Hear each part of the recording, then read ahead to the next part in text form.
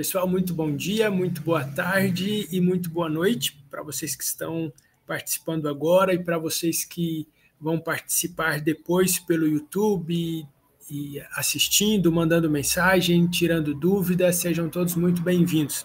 Nossa gratidão ao Genefil, nossa gratidão à Universidade Federal do Tocantins pelo apoio. Nossa gratidão ao professor Dr. José Soares pelo apoio.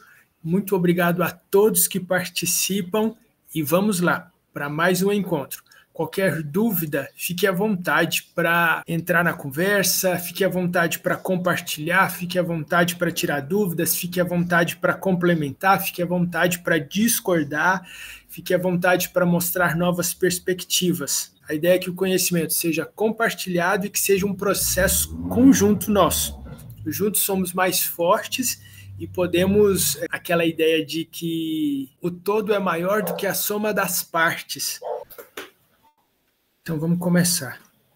Hegel por muitos estudiosos, é considerado o fechamento da moderna. E a gente vai ver um pouco sobre isso no decorrer do nosso encontro e das apresentações, tá bom? Filosofia moderna, Hegel. Vamos falar um pouquinho sobre quem foi Hegel e sobre a sua filosofia. Antes, alguém gostaria de falar um pouco o que você acha de Hegel, o que te chama a atenção em Hegel, para você, por que Hegel é importante, ou se ele tem importância para você, ou se você... O que você acha, né? Qual a sua opinião sobre Hegel?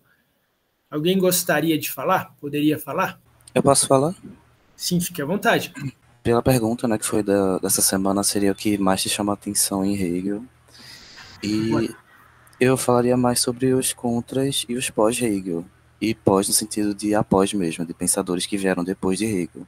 Tipo a Judith Butler. E Marx, ele vai ser um dos que vai criticar Hegel, porque, enfim, ele vai inverter a relação entre ideias e realidade material. E o Marx vai dizer que o Hegel colocou o céu no lugar da terra, que é uma citação muito legal que ele faz. E o Hegel fala que o Estado é uma manifestação da liberdade racional, mas Marx vai criticar e vai falar sobre a alienação do trabalhador no capitalismo. Além de que ele também fala, o Hegel fala da liberdade como realização dentro do Estado. E o Marx fala sobre a liberdade verdadeira sendo só possível com a superação do Estado burguês. E, enfim, além da Butler também apontar as questões de gênero, que também são muito importantes, eu queria saber como que fica essa ideia de alienação para Hegel, se ele chegou a trabalhar esse conceito ou apresentou algum pensamento referente ou similar ao assunto. Beleza, Danilo, muito legal a sua exposição. No decorrer dos slides da nossa conversa, a gente vai falando um pouco sobre isso, mas se ficar faltando alguma coisa, aí a gente tenta fechar no final, mas a gente vai falando. Mas alguém gostaria de compartilhar o que você acha de Hegel? Antes da gente falar um pouco, né, de Hegel de maneira mais direta, eu vou falar um pouquinho também sobre a minha impressão de Hegel. Ele é tido como um filósofo muito complexo, dava um pouco de receio de falar de Hegel e tudo, mas aí, e ele é muito erudito, e a sua linguagem é muito complexa, e o assunto que ele aborda também é muito complexo. Então, isso tudo me afastou um pouco de Hegel, assim. Mas à medida que eu fui estudando um pouco mais ele, ainda falta muito para estudar, mas você começa a ver assim que tem muita contribuição e ele traz uma nova perspectiva para a filosofia e isso agrega e valora muito, né? O espaço e o território da filosofia, da reflexão, do senso crítico, da análise e das possibilidades. Então, isso me chama muito a atenção em Hegel. E o fato dele ser, entre aspas, difícil e complexo, é uma maneira também, é como se fosse um exercício para a gente, né?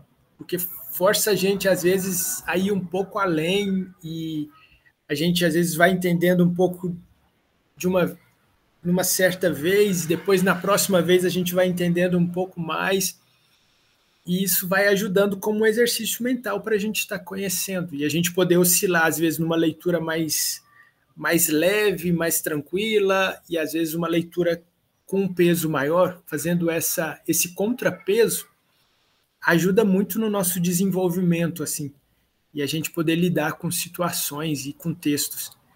Sem falar que às vezes a gente lê um texto mais pesado, faz com que a gente tenha mais facilidade quando a gente vai ler um texto mais simples ou mediano, parece que abre mais a visão da gente, assim, né? A gente está mais preparado para aquilo. E sem falar que com o passar do tempo, os textos mais pesados não vão ficando tão pesados assim. A ideia é trazer uma introdução sobre a filosofia de Hegel, refletir um pouco sobre isso, às vezes pensar em pós e contra, e a gente exercer um certo juízo de valor, mesmo às vezes sem ter bagagem, mas às vezes a gente questionar, exercer um pouco de senso crítico, ajuda a nossa mente até fixar o conteúdo e a gente poder olhar para além, né? E à medida que a gente dialoga com o texto dele, ficando intrigado, questionando, indagando, isso ajuda nesse processo de ensino-aprendizado, mas mais do que isso, ajuda nesse próprio processo de conhecer o texto e de ir juntando aos poucos o quebra-cabeça. Filosofia moderna, Hegel. Quem foi e a sua filosofia? Então vamos falar um pouco sobre quem foi Hegel. Hegel ele nasceu em 1770, ou seja, mais para o final do século XVIII, e participou do final do século XVIII e do início do século XIX. Ele nasceu na Alemanha, na cidade de... Deixa essa moto passar aqui. Na cidade de Stuttgart. Não sei se a pronúncia é essa, provavelmente não. Ele se formou em teologia, foi teólogo, de família rica. Ele foi professor e reitor na Universidade de Berlim no decorrer da sua história. Aí a gente já começa a ver um pouquinho aqui, ele tem todo um contexto de formação, ele vem não só de uma família rica, mas de uma família com acesso a conhecimento, mais intelectualizada, com um senso crítico mais exercido, e ele ainda estudou e teve esse apoio para a sua formação. Aí a gente começa a entender um pouco da sua leitura, né?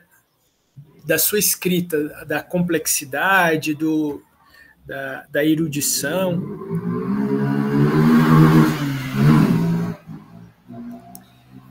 O contexto que Hegel viveu direto ou indiretamente, ele estava inserido no idealismo alemão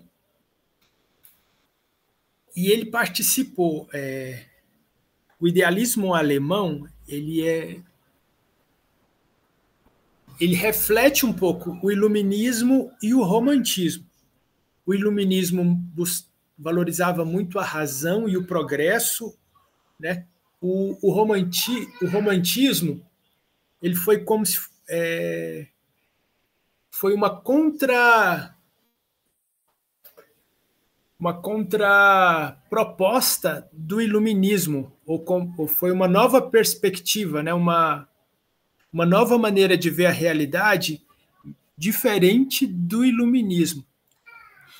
E o idealismo alemão teve influência do iluminismo, do romantismo, e o idealismo alemão fala um pouco sobre isso, né, o que é ideal, mas valorizava muito a ideia como origem, como geradora da realidade. Isso lembra não só um pouco, mas lembra muito Platão, né? No mundo das ideias, e que a ideia dá origem ao mundo material. E a gente vê assim na filosofia alemã essa valorização dessa ideia que foi muito desenvolvida e muito trabalhada por Platão e que no decorrer dos tempos e das filosofias foi agregando outras coisas, foi tendo outras características também. Hegel está nesse contexto, ele é considerado um dos expoentes do idealismo alemão, e a vivência dele, né, o tempo de vida dele, ele teve influência da Revolução Francesa, ele houve influência, e o contexto que ele estava, né, direto ou indiretamente influenciado a era napoleônica, o período de industrialização, a questão da Revolução Industrial, o processo de industrialização sendo muito valorizado e havendo muito esforço e investimento para a questão da industrialização, e essa questão da era pós-napoleônica.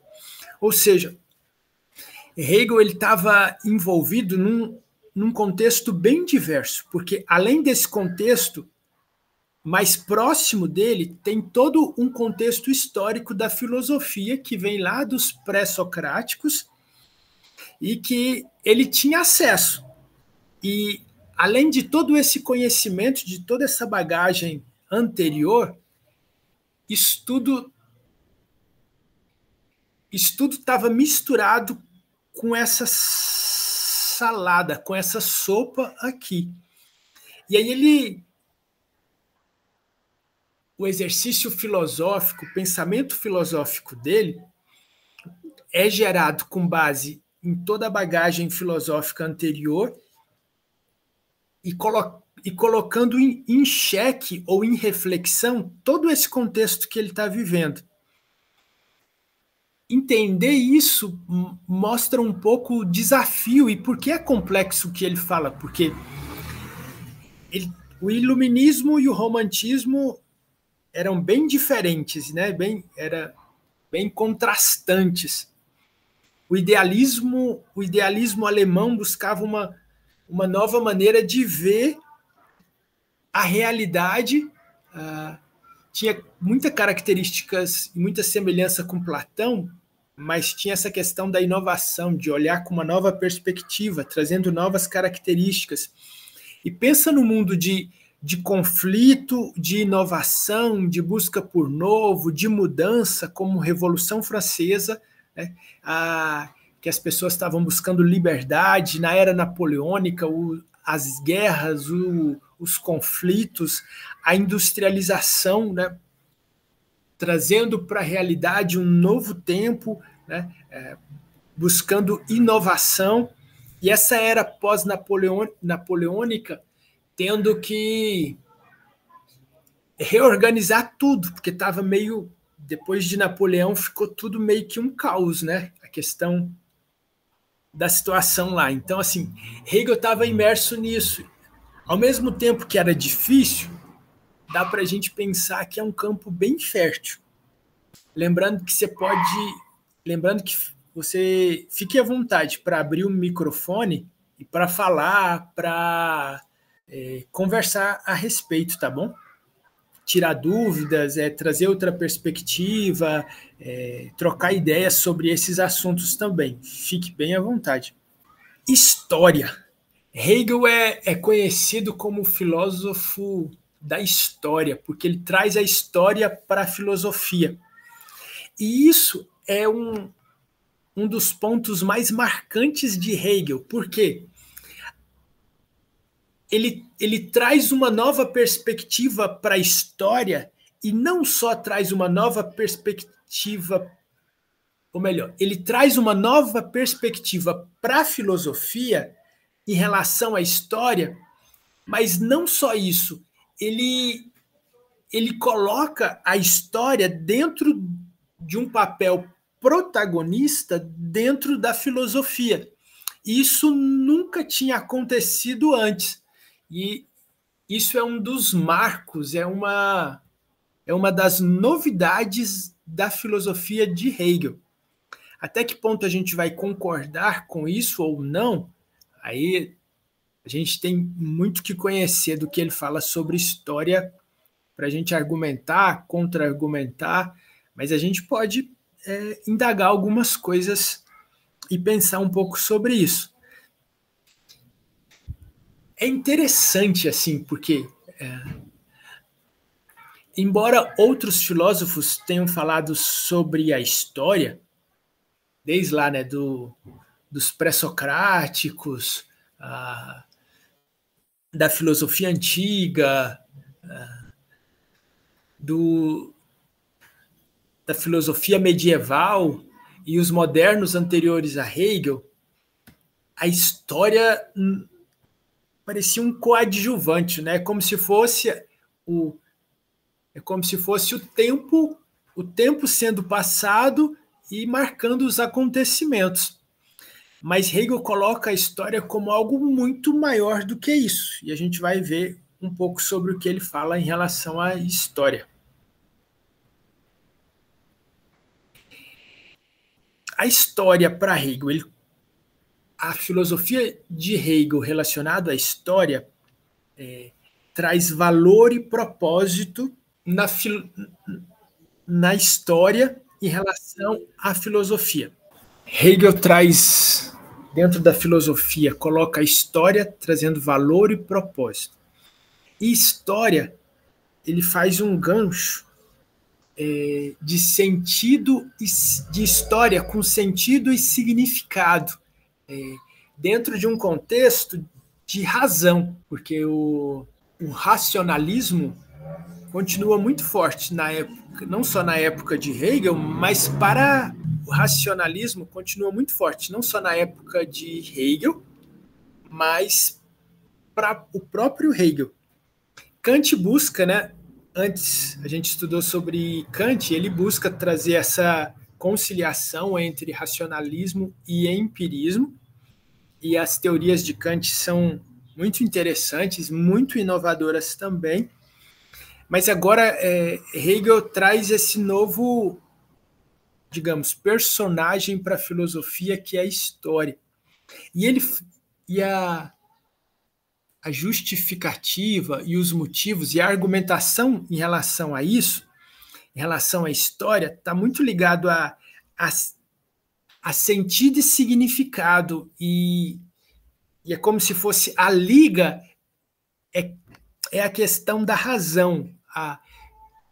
Que a história, ele começa a colocar a história para além de algo, de acontecimentos, de algo aleatório.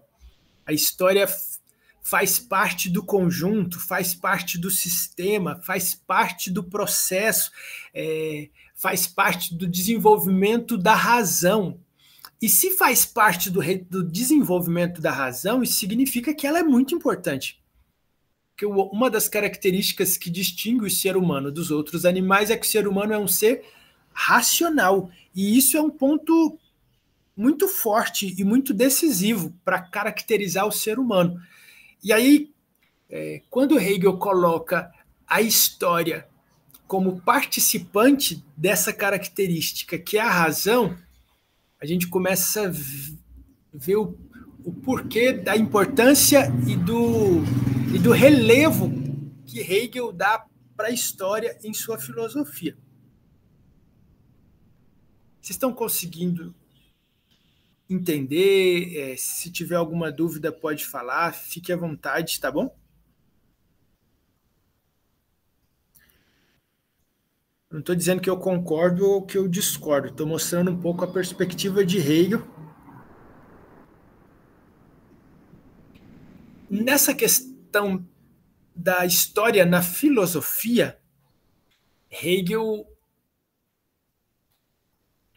a história não é mais só para pontuar acontecimentos no decorrer do tempo. Hegel coloca a história como demarcação daquilo que identifica a própria mentalidade humana, o exercício da mentalidade humana. E mais do que o exercício da mentalidade humana, o próprio desenvolvimento da mentalidade humana.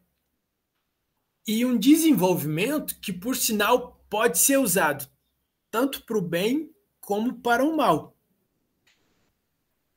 Independente da linha filosófica em relação aos conceitos, às concepções e às perspectivas de bem ou mal, mas em relação, né, ao que pode ser feito e o que seja em relação a isso benefício para a humanidade. E nessa questão, a história ela é transformada no decorrer do tempo. E essa transformação, aí novamente nessa tecla, para Hegel, essa transformação ela não é aleatória, não é simplesmente fatos que estão acontecendo e que estão sendo registrados. Há sentido, há significado, como já foi falado, e há um espelhar, é como se fosse um espelhar da racionalidade humana colocada na história, que identifica o próprio ser humano, sua ação, seu exercício e seu desenvolvimento. E aí a história começa a ser muito mais valorizada na filosofia a partir de Hegel. E isso vai influenciar muito a filosofia contemporânea depois. E vai permitir muito mais diálogo, reflexão, argumentação, contra-argumentação em relação a todas essas questões.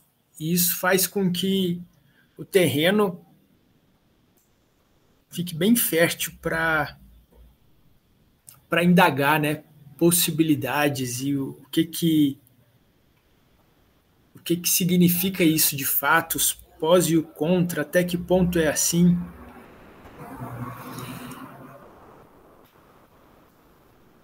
Diante disso, e num contexto mais abrangente,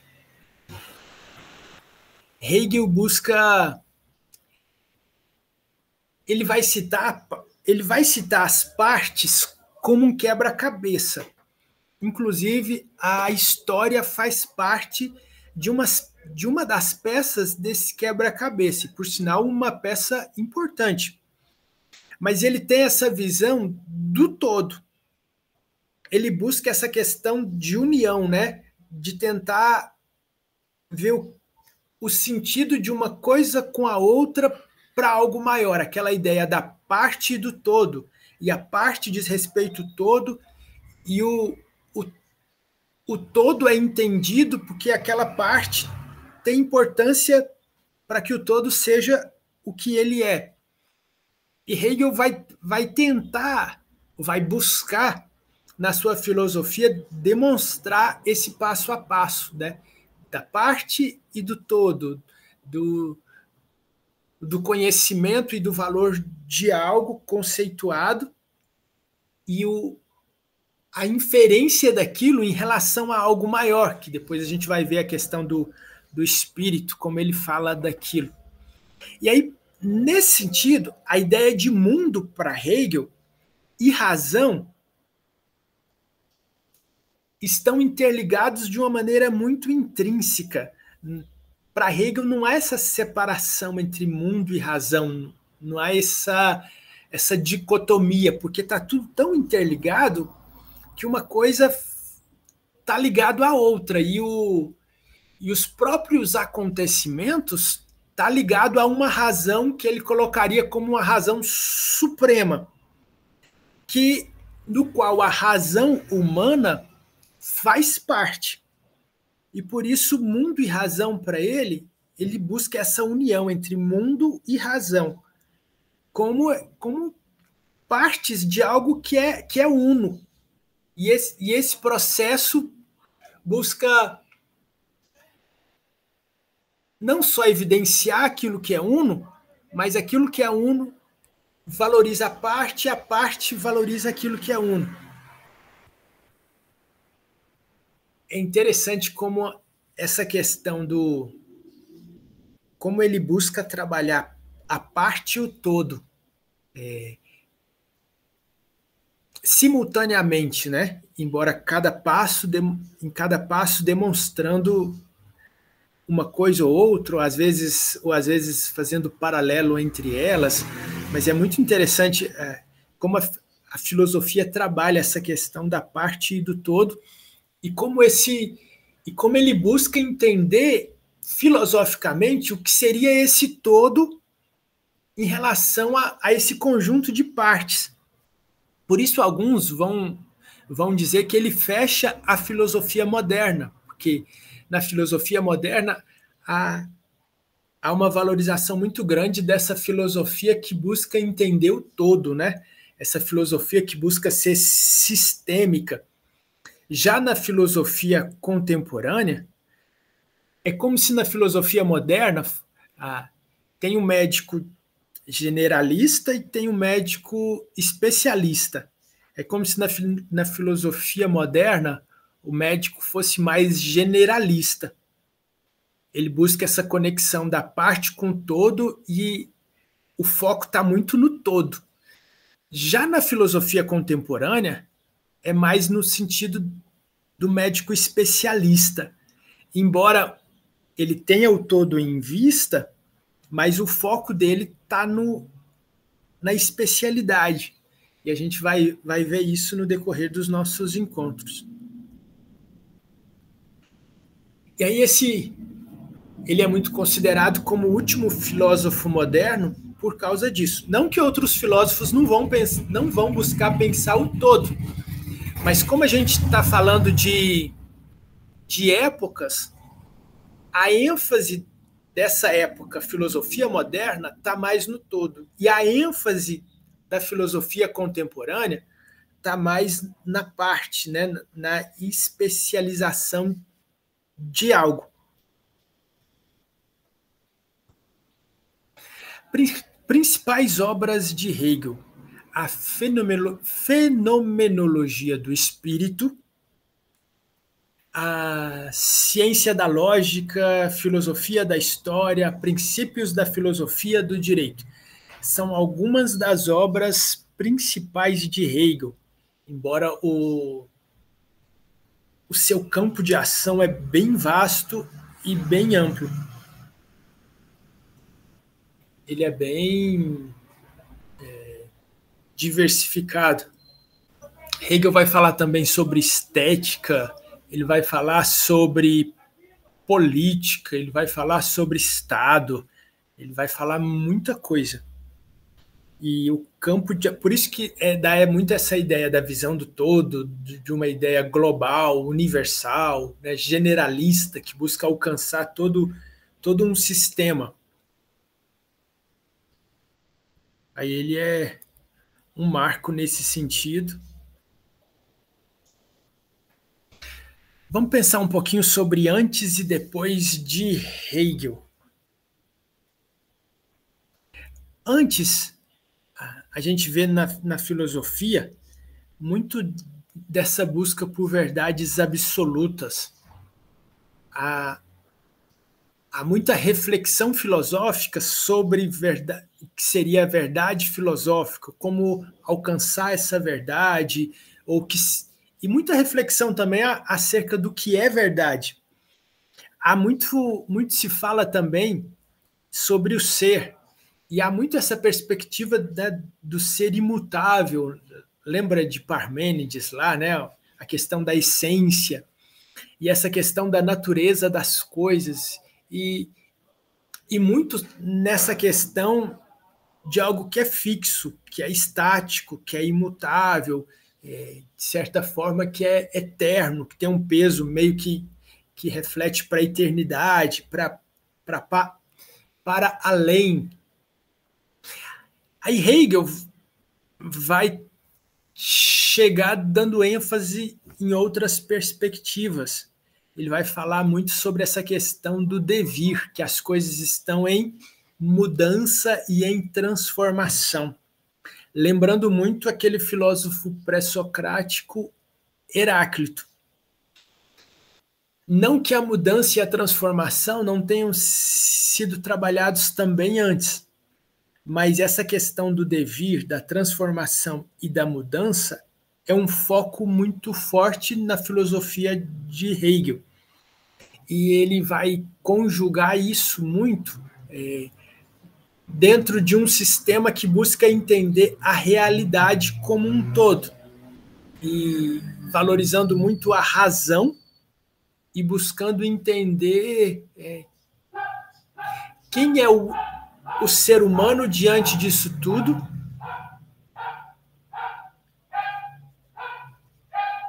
O cachorrinho aqui latindo. Isso é bom sinal porque ele estava doente, não estava conseguindo latir. Está latindo significa que ele está melhorando. O pitoco.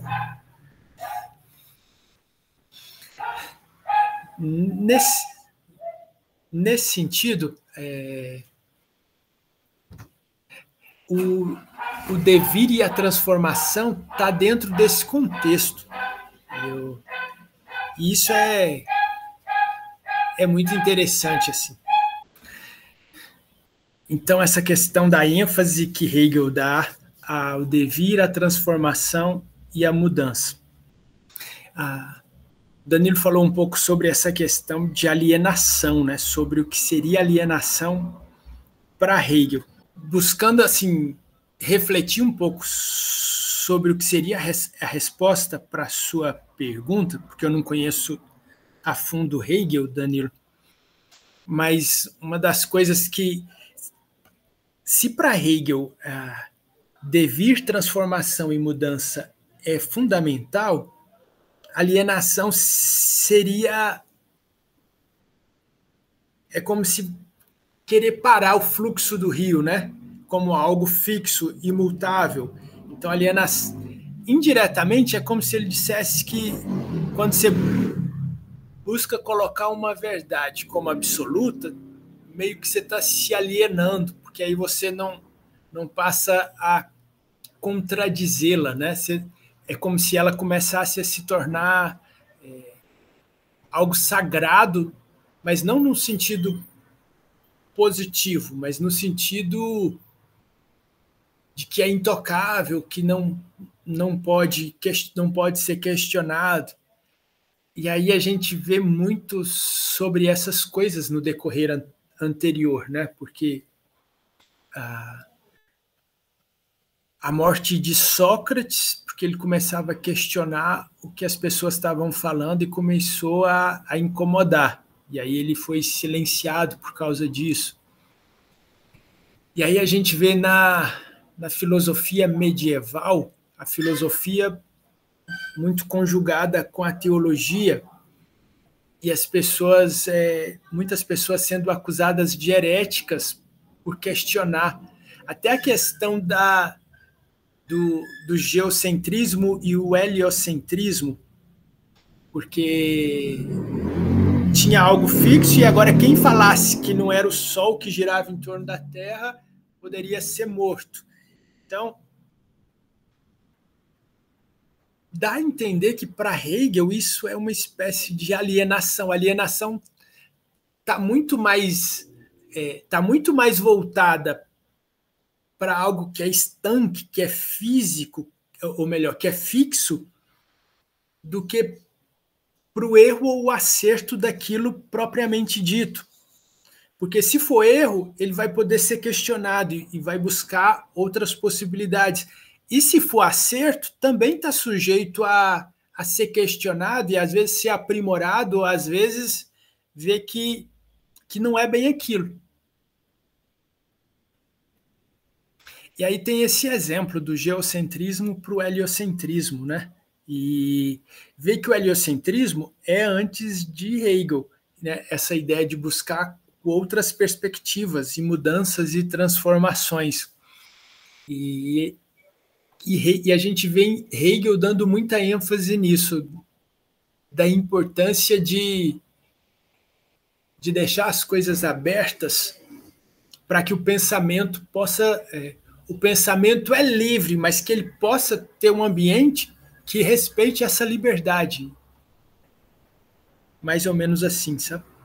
Hegel vai falar muito sobre essa questão do espírito. E o espírito, para Hegel, não tem o significado que é comumente, né, difundido nos dias de hoje.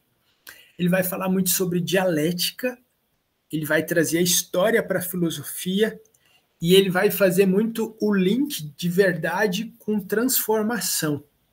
com devir, como algo que está em trânsito, que está sujeito a mudanças e que tudo está num processo dinâmico.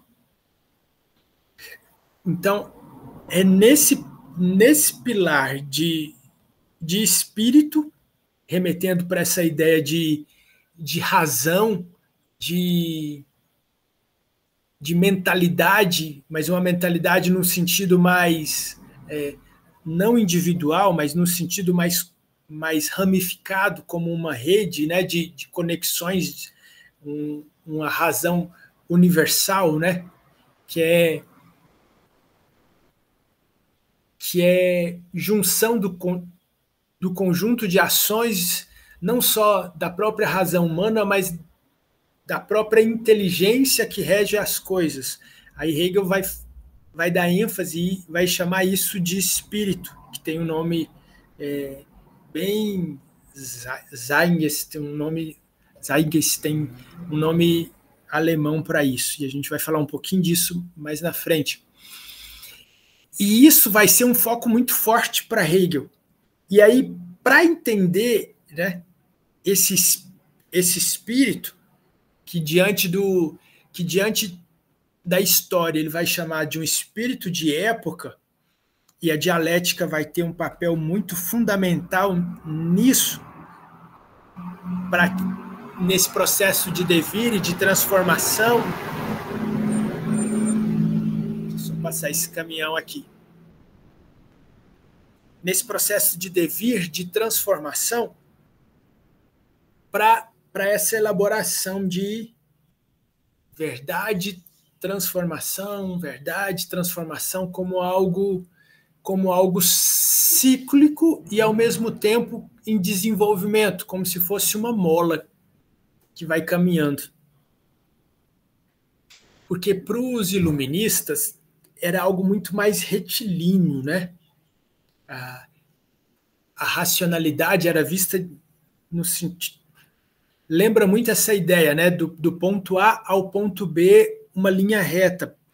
Para Hegel, passa muito essa ideia de que do ponto A ao ponto B é como se fosse uma mola que vai girando e que vai levando as coisas, e que dá muito essa ideia de processo cíclico, que às vezes parece que você está no mesmo lugar, mas ao mesmo tempo você está caminhando, só que às vezes o caminhar às vezes parece sutil, mas aí de uma época para outra vai tendo essa mudança de mentalidade da humanidade, que ele vai chamar de espírito de época.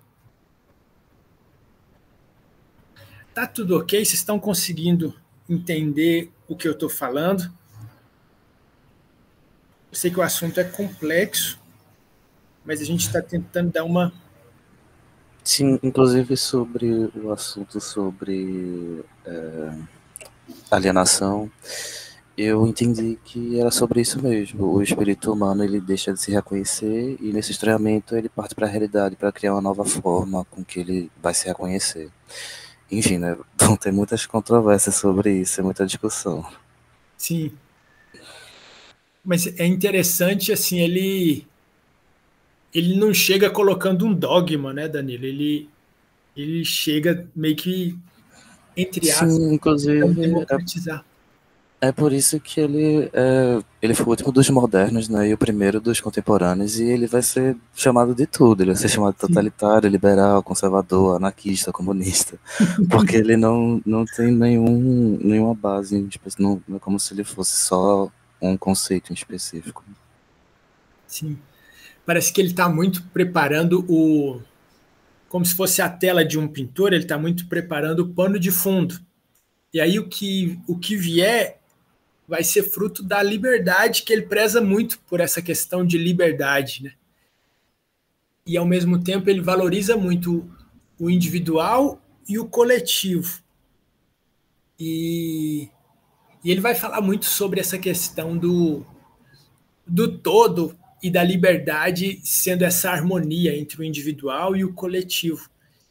E aí, ao mesmo tempo que parece que que deveria ser um terreno que buscasse agradar a todos, porque ele mostra que, assim como Kant busca juntar, né, o o racionalismo e o empirismo, mas ainda hoje há um certo quê de rivalidade entre eles.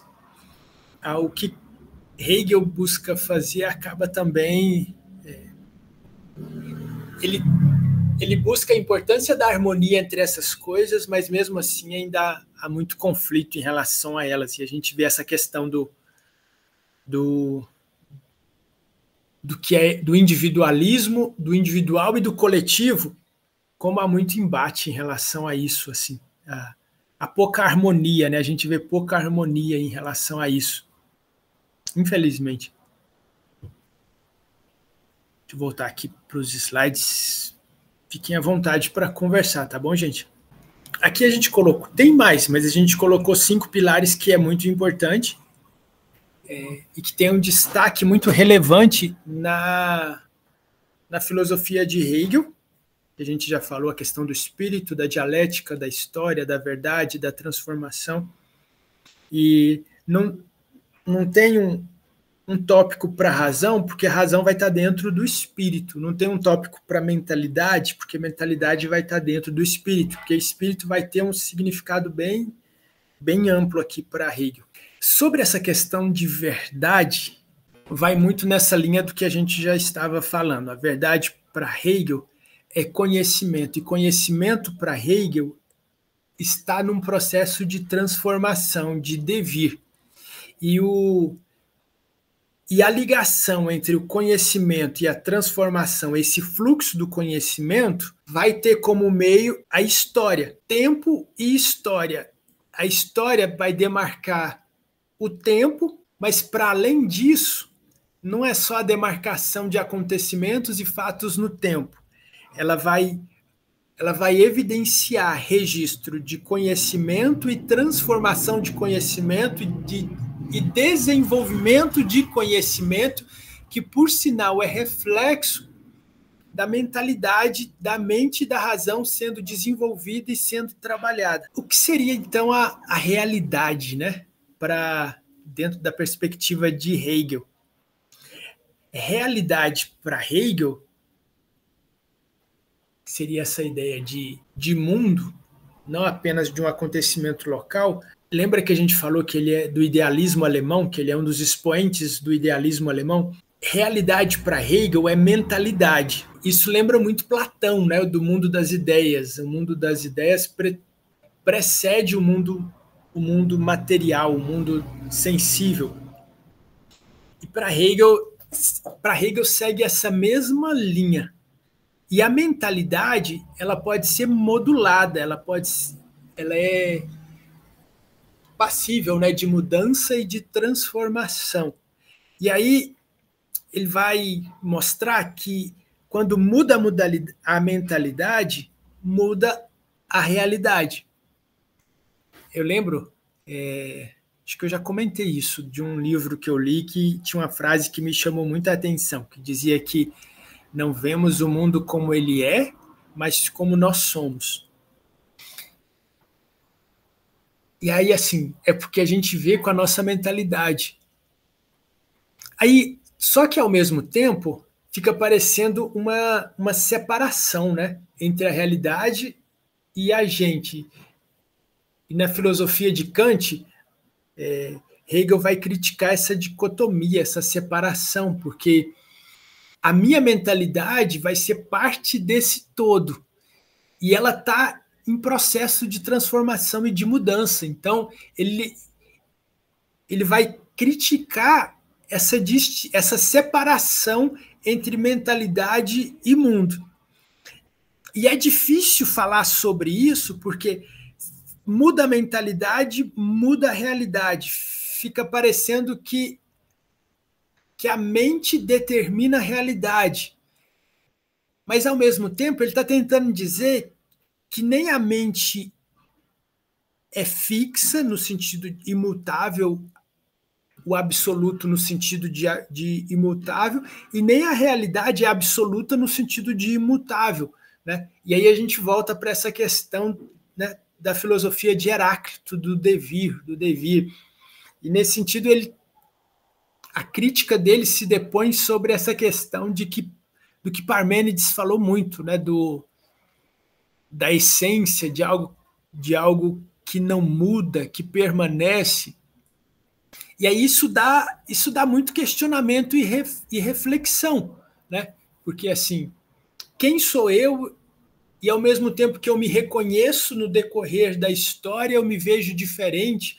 E aí a gente começa a ver a questão de uma ligação muito forte entre essas duas coisas, assim.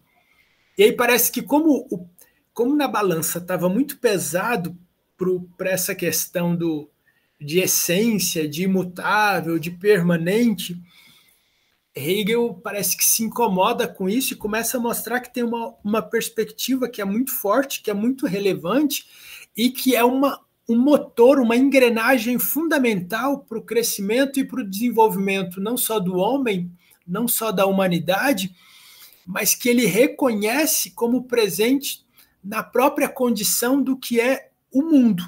Não só do que é o ser humano, mas do que é o próprio mundo. E a filosofia dele vai refletir muito disso. A gente citou, né, a questão do espírito de época, o espírito de uma época. E pensando sobre espírito de época, é a mentalidade, né? São as ideias. Não quer dizer que numa época não vai ter pessoas divergentes, né? Que não quer dizer que todo mundo vai concordar com aquilo, mas é meio que aquilo que é preponderante, né? Aquilo meio que é meio que o pensamento coletivo, é meio que aquilo como se fosse numas eleições, né? Que aquilo que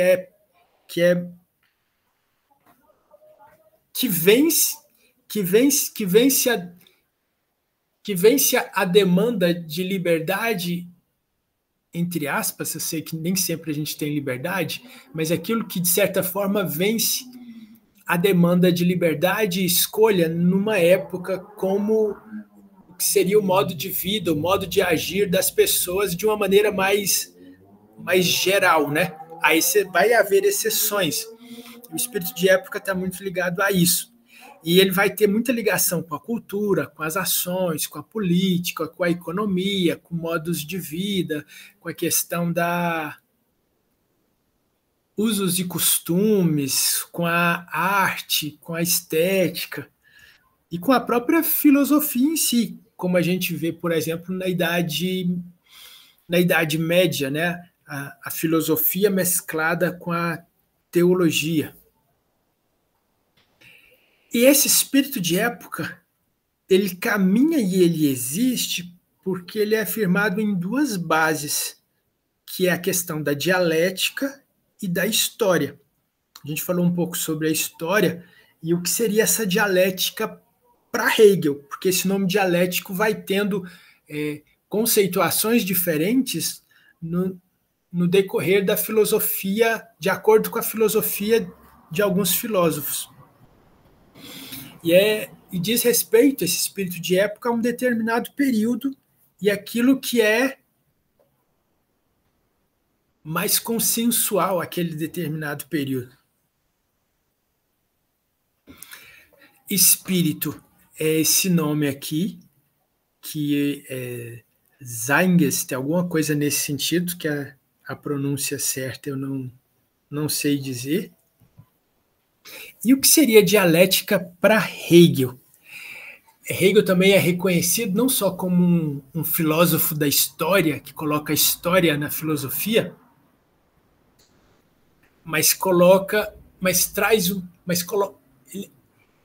a filosofia de Hegel, a dialética tem um peso muito grande na filosofia de Hegel, mas ele não traz mais do mesmo, ele traz uma nova perspectiva de dialética.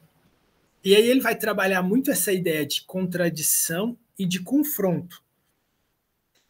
Sim, vários outros filósofos vão trabalhar contradição e confronto antes de Hegel, e nessa questão de ideias e diferenças. E, por sinal, é assim que a filosofia, né, em boa medida, caminha no decorrer, né, no decorrer de sua história.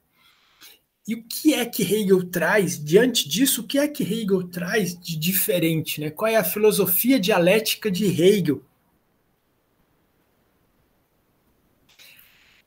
Hegel vai colocar muito a filosofia, não só filosofia é meio para a alteração da verdade, mas não só isso. A filosofia não é só um meio para que as coisas aconteçam. Ou melhor, filosofia não, a dialética. A dialética não é só um meio para que as coisas aconteçam ou para que a verdade, né, seja mudada, seja modulada. Mas a dialética está presente na própria existência das coisas. Então, assim como ele vai dizer que o homem é devir, o homem é mudança, é transformação, conhecimento é transformação, a verdade está em transformação, a dialética está intrínseca a essa transformação. Não é um método para que isso aconteça. É intrínseco, ela é intrínseca, a transformação só existe porque essa dialética está presente na concepção do que é o ser humano, do que é o mundo, do que é a existência, do que é a própria realidade. Não é como se fosse um acessório que eu coloco ou que eu tiro, né? Se eu tiro, não há transformação. Se eu coloco, há transformação.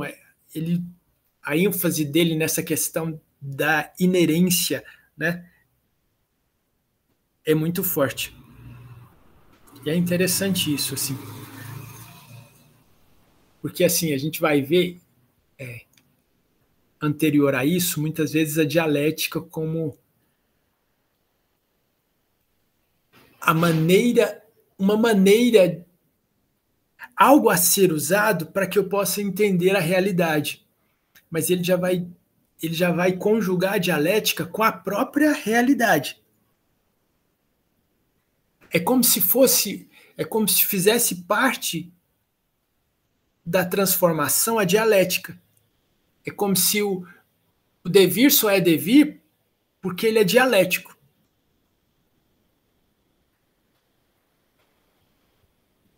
E a própria razão para ele é dialética. Então, assim, quando diz que o homem é racional, o que é ser racional? E se a gente for caracterizar o que é ser racional, faz parte do que é ser racional, ser dialético, é inerente à racionalidade, faz parte do que é racionalidade. E aí ele vai colocar a dialética em 3 elementos, né? Ele vai explicar e conceituar a dialética em 3 elementos: tese, antitese ou antítese e síntese. Tese vai ser uma ideia inicial acerca de algo. A antítese vai ser algo diferente, contrário àquilo. Contrário não é só no sentido de ser oposto, mas no sentido também de ser diferente. E aí, a tese com a antítese vai gerar uma síntese, que seria uma conclusão dessas duas coisas, que geralmente é mais rica do que as duas anteriores. E essa síntese volta a se tornar uma tese. Aí vê essa questão de cíclico, mas ao mesmo tempo é um cíclico que está caminhando, que está se desenvolvendo. E é interessante, assim, essa questão de tese, antitese e síntese. Ele trabalha a dialética como isso. Isso já existia antes? Já. Tanto é que ele coloca a dialética como algo inerente do ser humano, da realidade, da razão. Mas, assim, ele consegue conceituar a dialética nesse sentido e trazer o conceito do que é essa dialética que já existia e que ninguém tinha falado como ele em relação ao que seria essa dialética, né? Embora ela já estivesse presente. Então, assim, como ele traz clareza em relação à dialética. Então, ao mesmo tempo que é um filósofo muito complexo, e alguns dizem muito difícil de ser entendido, a gente vê aqui, por exemplo, ele clarificando muito e não só falando, né, de que a própria razão é dialética, a história é dialética, o mundo é dialético, a realidade é dialética, mas ele materializando esse negócio que parece metafísico e, ao mesmo tempo, trazendo isso para um conhecimento que aproxima as pessoas de algo que para ele é sinônimo de valor. E às vezes a gente vive uma realidade, às vezes algo assim que é muito massa, e às vezes é difícil a gente trazer isso, escrever, né?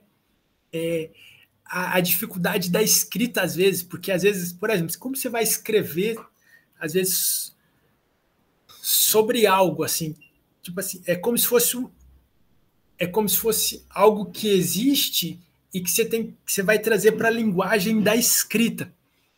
E isso é um desafio. Já viram que às vezes a gente tem mais facilidade, às vezes, para conversar do que para escrever.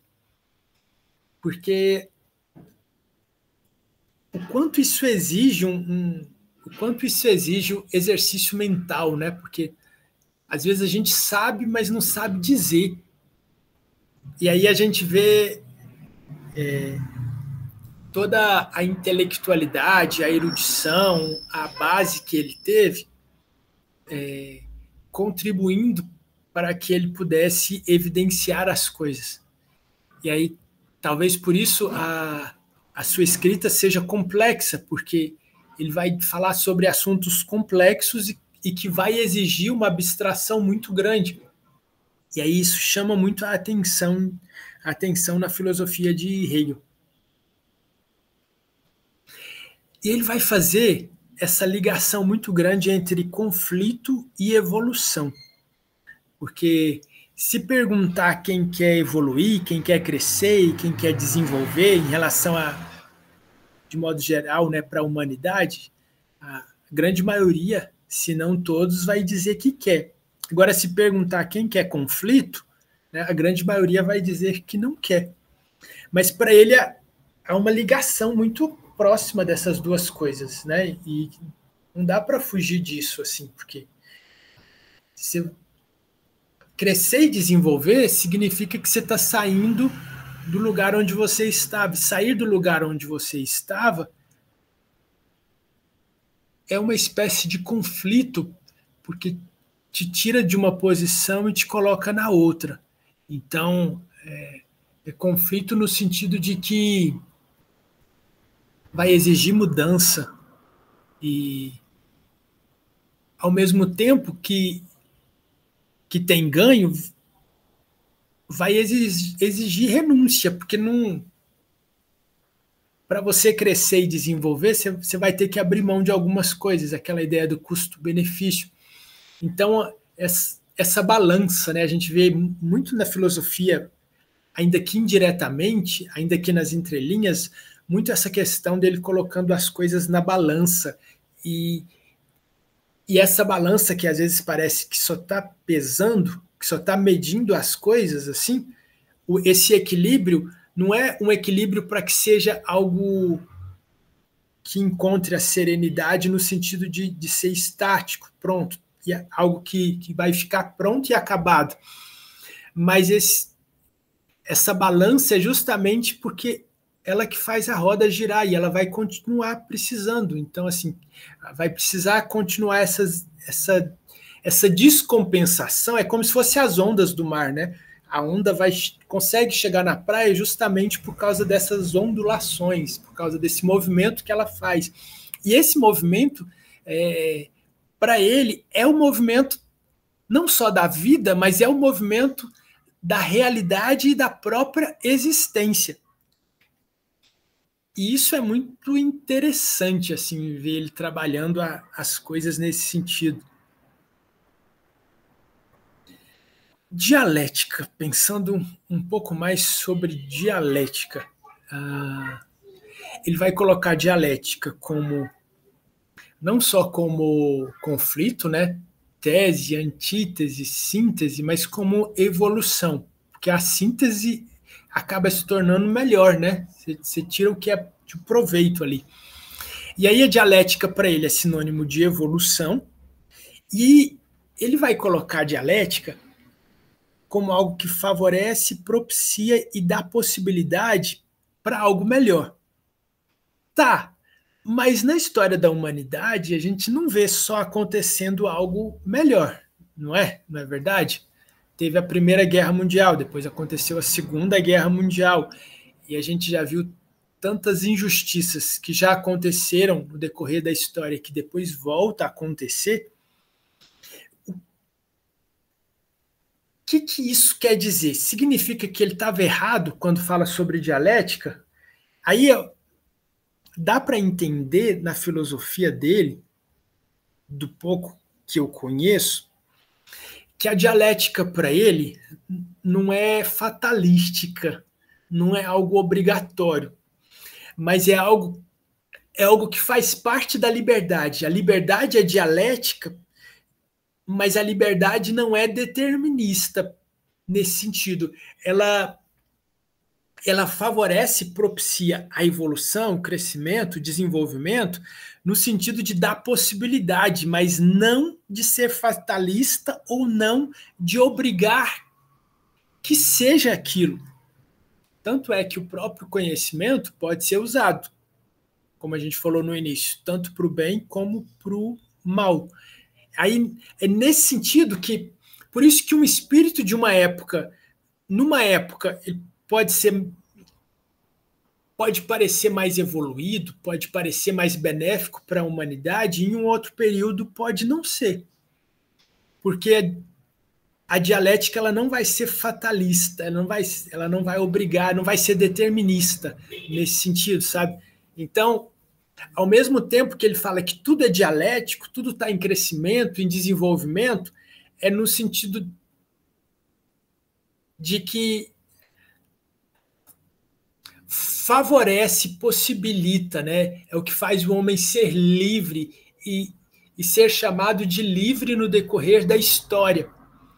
E mesmo quando uma pessoa está presa, porque eu lembro de um livro que eu li de um psiquiatra judeu no campo de concentração. Eu não estou lembrado agora o nome do livro, mas eu lembro o nome do psiquiatra, Viktor Frankl. Acho que é Em Busca de Sentido, alguma coisa assim o livro. Então ele foi preso no campo de concentração nazista e parecia que ele estava preso, né? Mas ao mesmo tempo ele começa a falar assim que aquela prisão não conseguia prender o bem mais precioso que ele tinha, que era a mentalidade dele, a não ser que ele entregasse a mentalidade dele para ser refém daquelas pessoas. E aí ele começa a usar a mentalidade dele para conseguir sobreviver aquilo que ele estava vivendo, para não enlouquecer ou para não ser subjugado por aquele sistema, vencido por aquele sistema, além de precisar ter que obedecer algumas regras para continuar vivo lá. E aí isso chama muito a atenção. Então, assim, a dialética para Hegel, ao mesmo tempo que fala de crescimento, de desenvolvimento, fala, né, de algo que lembra essa questão de algo sublime, assim, de algo tão importante. Aí vem a cabeça aqui transcendente, né? Assim, dá muito essa ideia assim de metafísico nesse sentido de possibilidade, do idealismo alemão mesmo, né? Do idealismo de modo geral, não apenas alemão. Mas essa questão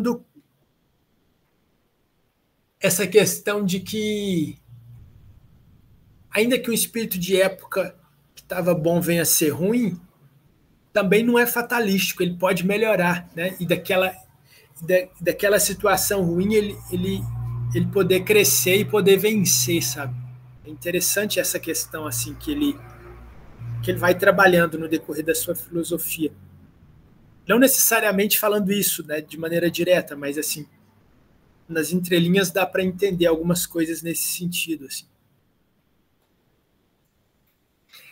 Aí, em relação à dialética, ele vai falar como a dialética está presente em tudo, porque ela é meio que a causa, né, da transformação evidenciada na história. Aí ele vai dizer o ser é dialético, vai ficar entendido, vai ficar, né, vai ficar expresso na filosofia dele a ideia de que o ser é dialético, de que a razão é dialética, né, de que a consciência é dialética, a história é dialética, e que isso não é um método, é a própria realidade. A realidade, a existência é dialética. A questão do espírito do tempo, que a gente já falou anteriormente, é a questão do que seja a concepção de verdade, né?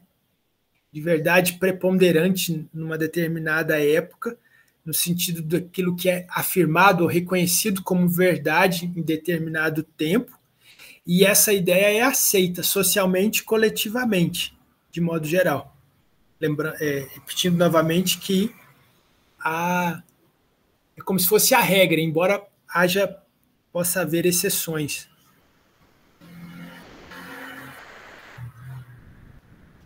Espírito, a gente estava falando sobre essa questão do espírito. Para Hegel, o espírito que é essa questão de razão, de mentalidade, né? Essa questão o espírito não é só o espírito de época. E aí a gente vai ver essa questão, como ele vai falar depois do espírito absoluto.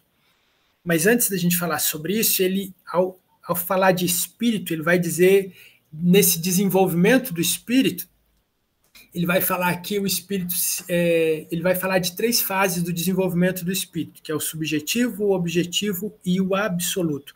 O subjetivo está muito ligado ao eu, né? Tipo assim,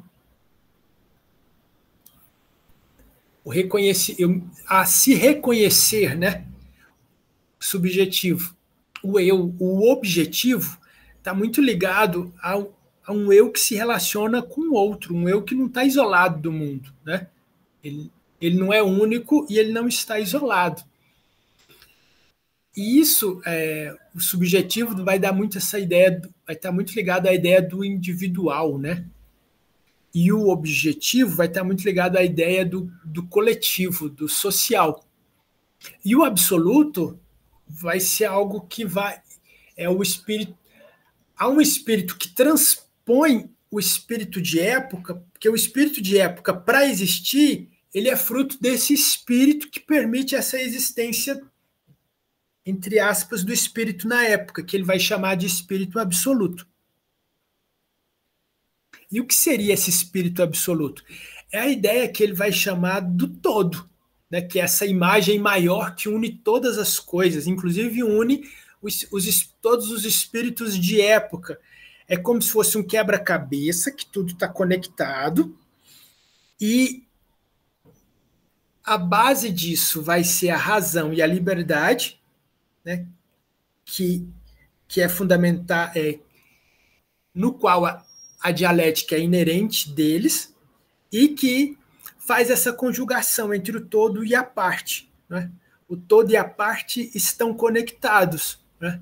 A parte não existe fora do todo, e o todo não é existência sem as partes. Por isso que ele vai falar muito dessa questão da importância de harmonizar essa questão do individual e do coletivo, como se fosse uma maquete daquilo que é esse espírito absoluto, quando pensa na questão da humanidade, né, em sentido individual e coletivo. É interessante essa reflexão que ele faz, e eu sei que dá assunto, né, para muita tese, antitese e síntese derivar disso, assim. falando um pouco mais sobre essa questão de espírito absoluto, que ele vai falar sobre como evidências disso, né, na realidade, assim. E aí ele vai falar muito dessa questão de dois pilares que é muito, que é o valor o valor da razão e da liberdade como pilar, né, do que seja esse espírito absoluto. E na demonstração disso, ele vai falar de arte, de religião e filosofia, e vai colocar a filosofia como o estágio maior, que é como se fosse para que o espírito absoluto possa realmente eu vou falar uma palavra com cuidado, porque ela pode ser mal interpretada, né? Mas para que o espírito absoluto possa reinar, é como se a filosofia fosse o meio para que esse espírito absoluto pudesse, sabe, estar presente para além de algo que é espírito de épocas. Essa questão que ele vai chamar do autoconhecimento, né? Que vai para além de uma época. É um assunto bem complexo isso, assim, mas ele vai falar um pouco sobre isso e vai tentar escrever um pouco sobre isso. Aí dá para entender um pouco por que escrever sobre isso vai ser muito complexo, porque é um trem difícil, né, assim, da gente pensar sobre isso, assim.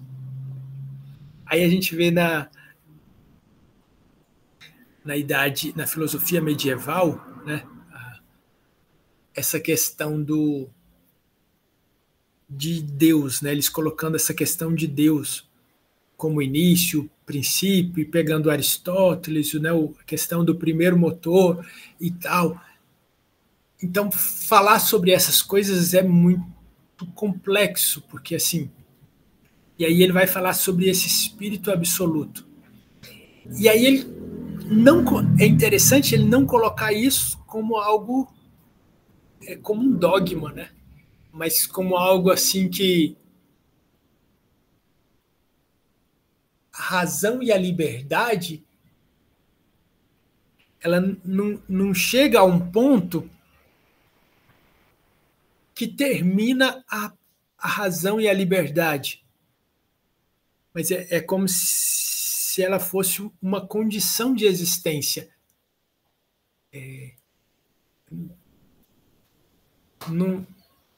Não sei se poderia dizer, e não a própria existência, porque ela existe, mas assim, como escrever isso, né? Como dizer isso e como entender isso para poder dizer, né? Porque aí fica parecendo muito complexo na cabeça da gente, assim. E imagino que você, imagino não, e é um assunto muito complexo, né? E a gente vê isso incomodando desde os pré-socráticos, né? Quando eles estavam buscando querer conhecer o que é o arqué, né? Que é aquele princípio unificador das coisas, e eles buscando tentar conhecer o que é o arqué, o cosmos, né? A questão do universo, do cosmos que é organizado, e eles tentando refletir sobre isso, e ao mesmo tempo um assunto muito complexo. E aí a gente vê que continua complexo do mesmo jeito, assim. Era naquela época, era na época da filosofia antiga, era na época da filosofia medieval, era na época da filosofia moderna, e depois a gente vai ver como é que esse negócio vai ficar na filosofia contemporânea, mas continua sendo um desafio. Filosofia é desafiante, é algo muito bom e é desafiante. A gente vai continuar falando um pouco sobre isso. Me chama a atenção essa ideia, a valorização que ele dá para essa ideia que custou a vida de tanta gente, que é a questão que é a questão que conjuga razão e liberdade, sabe? E isso é interessante de ver isso em Hegel. Vamos pensar em algumas contribuições de Hegel, né, para a filosofia, de modo geral. Assim, há muita contribuição em relação à metafísica, em relação à lógica, em relação ao direito, em relação à estética. Ele vai falar também sobre questão de política, sobre a questão do Estado, né? Ele vai dar uma ênfase muito grande no Estado, no sentido... Eu não sei até que ponto é isso, mas o Estado como mediador entre o que seja individual e o que seja coletivo. E aí a gente às vezes fica pensando, às vezes, como a gente vê alguns estados, coisas acontecendo em alguns estados, a gente às vezes fica meio na dúvida, né, de qual seria o papel do Estado nisso tudo. Mas aí a gente vê ele buscando alternativa, né, e buscando ver que precisa ter essa harmonização entre o individual e o coletivo, e a gente buscar essa dialética para que isso aconteça, independente de como isso vai acontecer. Ele trabalha muito a questão do direito, a filosofia do direito de Hegel, porque ele pensa muito sobre essas coisas, buscando respeitar esse direito, né? Tanto do que é subjetivo como o que é o objetivo coletivo, social, assim. Há essa busca e essa tentativa na filosofia dele, e isso é bonito de se ver. A obra principal Só um instante que eu vou tomar uma água aqui. Falar nisso, eu não consigo ver horas aqui, 11h37.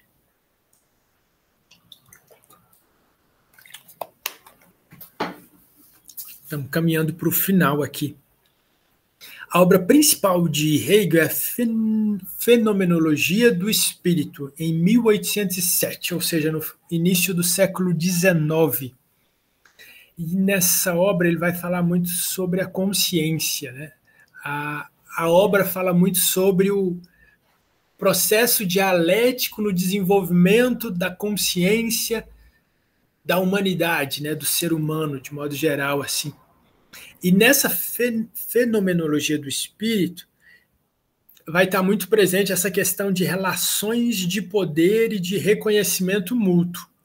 E aí tem essa questão da dialética do senhor e do escravo, que é muito trabalhado e é um tema muito famoso da filosofia de Hegel, que trabalha justamente essa questão das relações de poder e de reconhecimento mútuo. Por quê? Nessas relações de poder, um vai buscar subjugar o outro.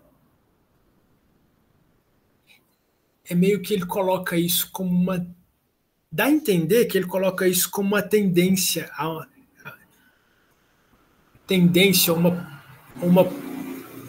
uma possibilidade, porque é fácil disso acontecer. É fácil... Assim, à medida que a gente tem o poder, é mais difícil querer abrir mão do poder. À medida que eu tenho algo como verdade, eu abrir aquilo para questionar, pode dar a sensação de que eu estou perdendo algo que é meu, mas a verdade não é minha e nunca foi.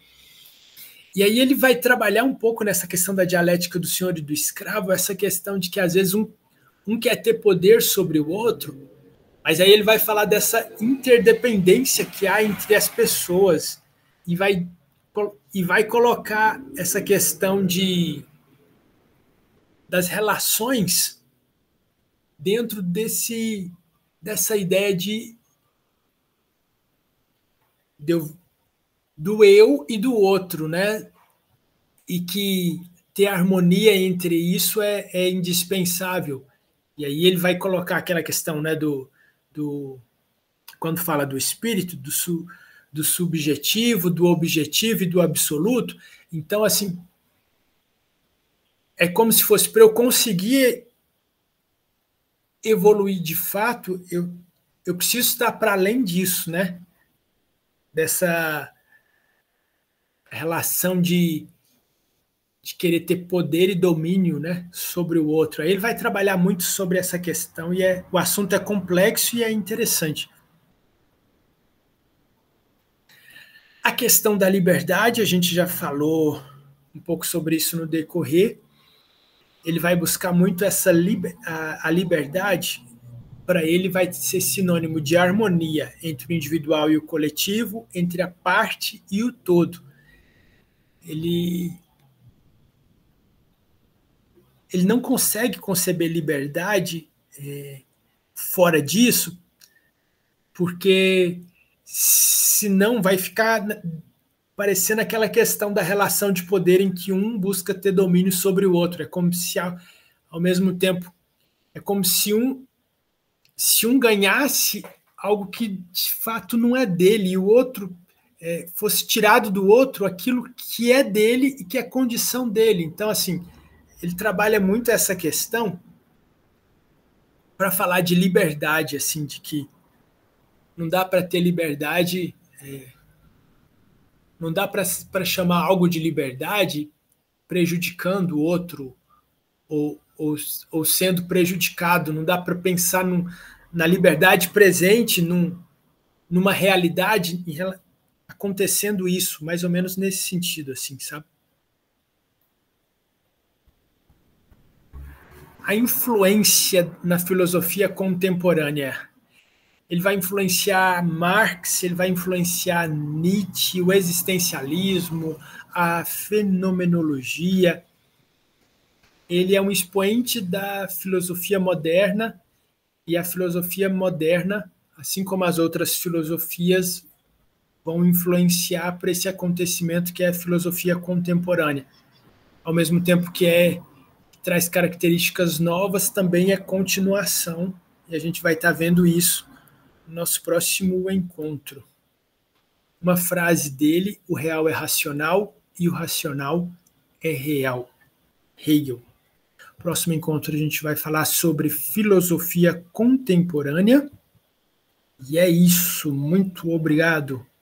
Tudo bem com vocês? O que vocês acham de Hegel e do que foi falado? O que vocês pensam sobre essas coisas? Fiquem à vontade, assim como podiam ficar à vontade para falar no decorrer dos slides, fiquem à vontade para conversar também sobre isso. O que vocês acham? O que vocês pensam sobre essas coisas? O que isso traz para vocês de ideia, de reflexão, de impressão? O que vocês acham, né, disso tudo? É meio difícil também, mas assim, fala um pouco o que vocês acham. Se vocês quiserem também, fique bem à vontade, gente. Para mim é bem o que eu falei no começo mesmo, essa crítica que Marx faz no... Ele tem, eu esqueci o nome, acho que é a introdução à crítica da filosofia do direito de Hegel, que ele, enfim, esculacha Hegel, e eu tenho muito interesse, assim, nessa área em específico. A Maria do Socorro falou aqui: eu gostei muito, espero assistir outras aulas. As aulas anteriores estão gravadas. Faltam algumas para disponibilizar, porque tem que ser editadas ainda, mas já tem muitas que estão disponíveis, e aí eu vou colocar o link novamente lá no grupo, para o pessoal poder assistir. Gente, então, um abraço para vocês, bom final de semana, um grande abraço para vocês e até a próxima. Tudo de bom.